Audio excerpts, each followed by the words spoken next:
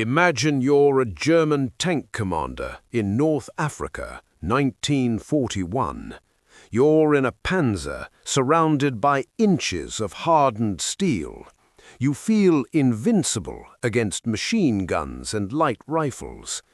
But then you hear a low, rhythmic thumping over the roar of the desert wind.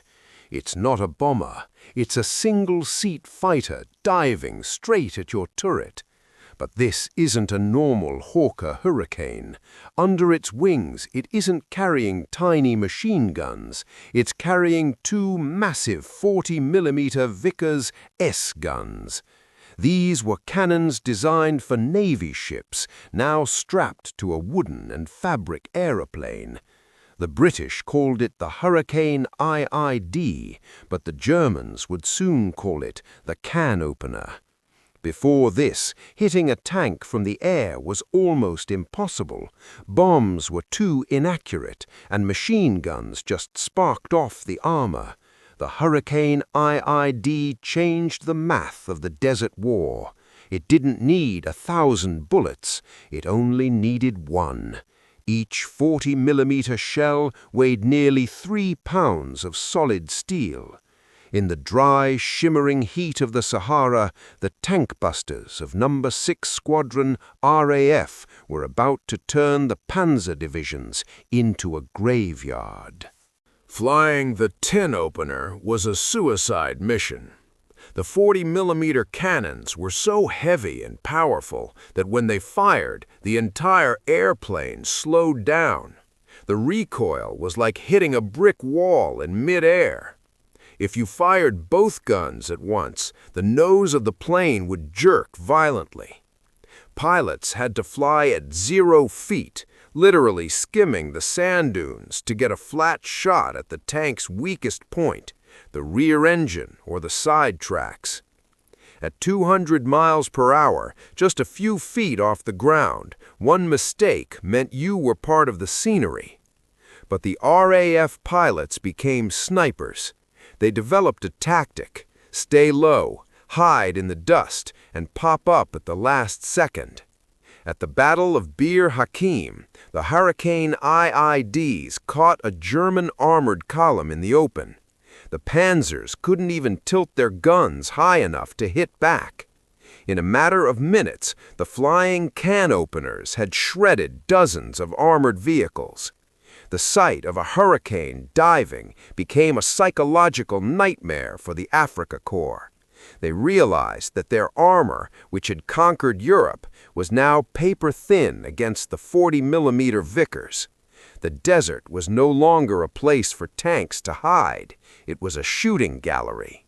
As 1942 rolled in, the Hurricane IID became the decisive factor in the North African campaign, but its impact went far beyond just one battle.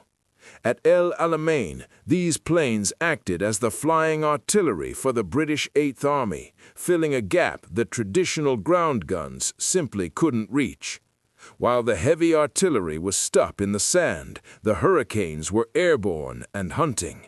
They didn't just destroy tanks, they systematically dismantled the German logistics machine. They targeted the soft underbelly of the Afrika Korps, the fuel trucks, the ammo carriers, and the command vehicles. Without fuel, a Panzer is just an expensive 30-ton metal coffin sitting in the sun.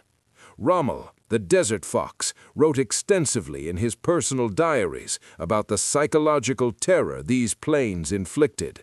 He noted that the German soldier felt a new kind of helplessness, a realization that the air belonged to the tin openers and there was no roof thick enough to protect them. This was the beginning of the end for the German blitzkrieg strategy. The blitzkrieg relied on the idea that armor could move faster than the enemy could react, but the Hurricane IID was faster than the armor. It effectively froze the German advance in its tracks, turning a war of movement into a war of attrition that Germany could not win. The success of the Hurricane IID paved the way for every ground attack aircraft that followed in history.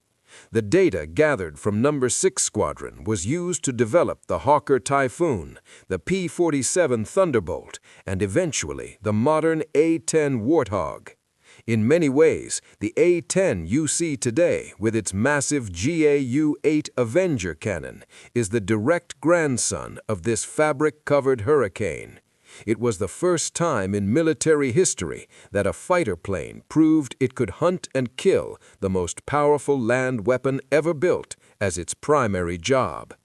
By the time the Axis forces were pushed out of North Africa, the Hurricane IID had claimed hundreds of confirmed tank kills and thousands of vehicles.